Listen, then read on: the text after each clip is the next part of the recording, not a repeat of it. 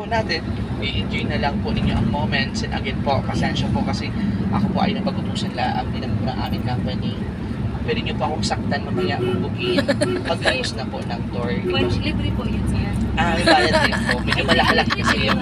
Mas mahal. Physical injury na yun eh. Mag-medical pa ako. Tapos ipasa ko lang po sa kumpanya. But for now on, ma'am po, ganito pong gagawin natin. Along the way po, wala na tayong maayos sa signal. Kaya kung meron kayong dyan appointment, kahit mag-message kayo, sasabihin nyo lang, hello.